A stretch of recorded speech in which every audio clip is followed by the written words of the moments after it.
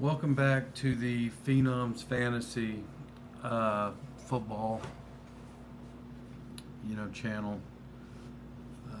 I do have some tragic news. I mean, it's after it's week 15, but it's the first round of the playoffs, and we just have some guys out there that had an okay season, make it to the playoffs, but as the time came, just couldn't produce. Hamburgini lost this, and he didn't even score 50 points. Some people debate on whether he should even be in the league, and that's not for me to argue. I mean, you made it. Obviously, players are worse than you. Though somebody that did make the playoffs scored 126 points, you scored 45. And it's a rough deal, I'm going to be honest. I hope the best for you, but better luck next year. You got destroyed, maybe shouldn't have even been there. And next, somebody who played over their head the entire year, never really had a shot, shouldn't have been there, but rebuilding season got dropped big time this week also. And that'll put him out, and, better luck next year, you guys. I think Hamburgini and rebuilding season. I think you guys play each other this week. I didn't look at the playoff bracket, but we just feel real bad for you. And then the other guys still existing. They had bye weeks, and bye weeks are reserved for the best players in the league, and a couple of us were there. But moving on would be bye week and wrecking crew. This is it's a tragic deal for you guys. So, but now, aside from those guys that we feel bad that we've lost, turns out you guys suck at fantasy and your season's over. But, is anybody sad about it? We're not. To be perfectly honest, a couple of you shouldn't have been there. And, congratulations for getting there, but at this point, this is only for the champions. This is only for the bets. It's only for the winners, and you guys didn't rate. You know what I mean?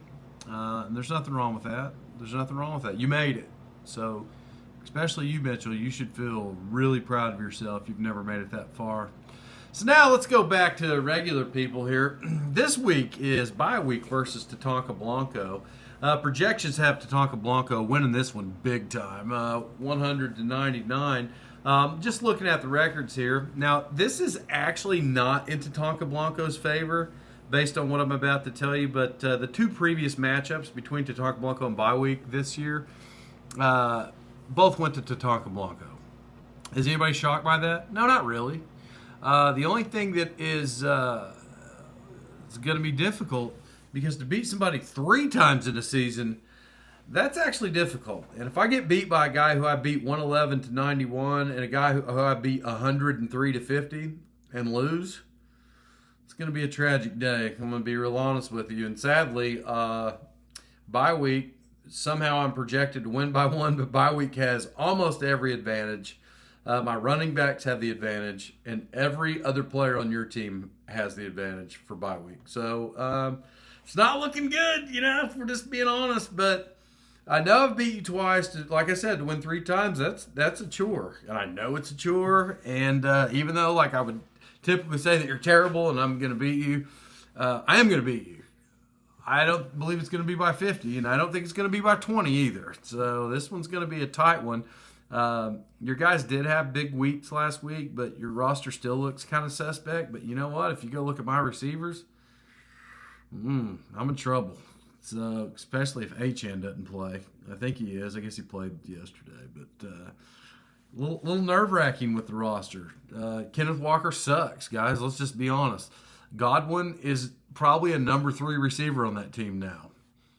He got hurt, and somebody stepped up big time, and Mike Evans is back. So Godwin, not good. Jennings catches some touchdowns, but Purdy doesn't throw him the ball 14 times a game. So it's going to be a tough matchup. I believe bye week gets beat. This week, Wrecking Crew versus Lloyd's team is a garbage can. Now, we've forgotten because I haven't brought it up in a few weeks, but, Cody, you're projected 115-104. Sorry. You're projected 115-104, but Now maybe I can talk. It's going to be a tough week for you. You're 7-7. You guys' one previous matchup, God, man, your one previous matchup will beat you. So he's already beat you this season. He probably thinks it's a walkthrough. I'm going to be honest. I don't necessarily want to play either one of you. And Will has Trey McBride, who apparently scores 40 points a game now, all of a sudden.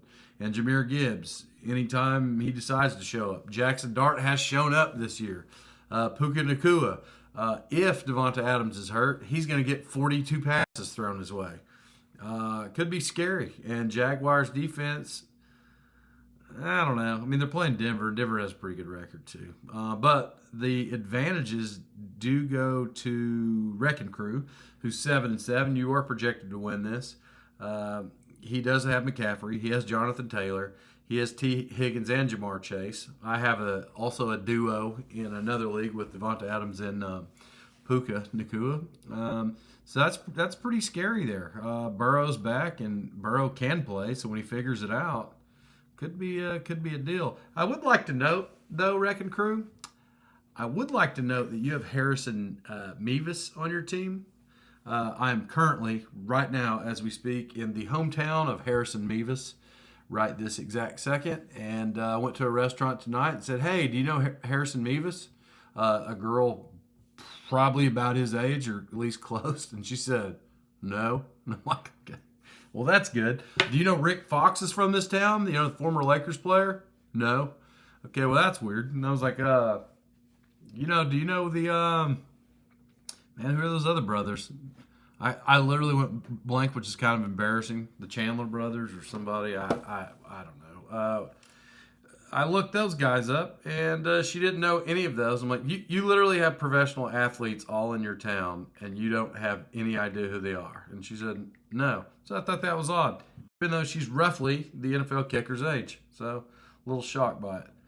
Sorry, because it's literally driving me insane that I just drew a blank on those three basketball brothers. The Plumleys.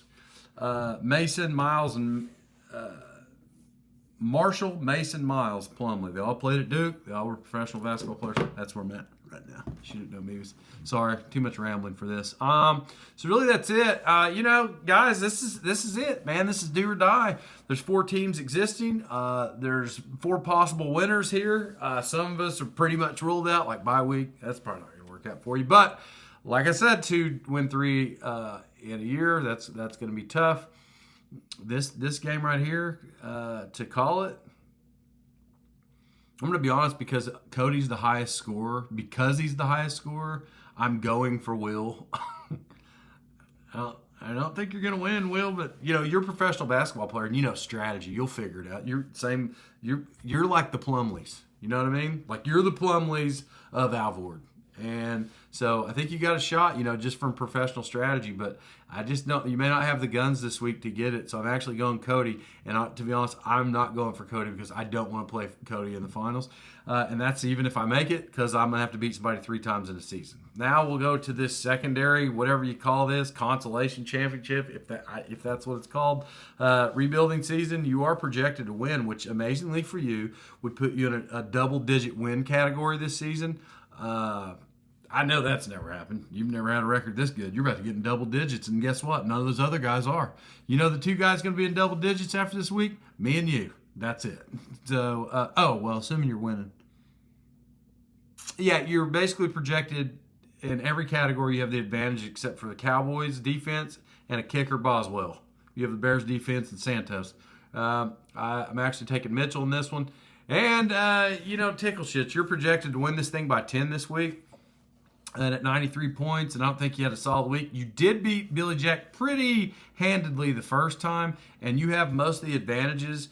But if Billy Jack's team, A.J. Brown's been hot of late, Kyron Williams, somehow he's the number 7 receiver, and number 7 running back in fantasy, though I feel like he has a teammate who's better than him. That's odd. If Stevenson's kind of suspect. Apparently there's a guy named Henderson that runs 200 yards a game. With that being said, looking at your other roster,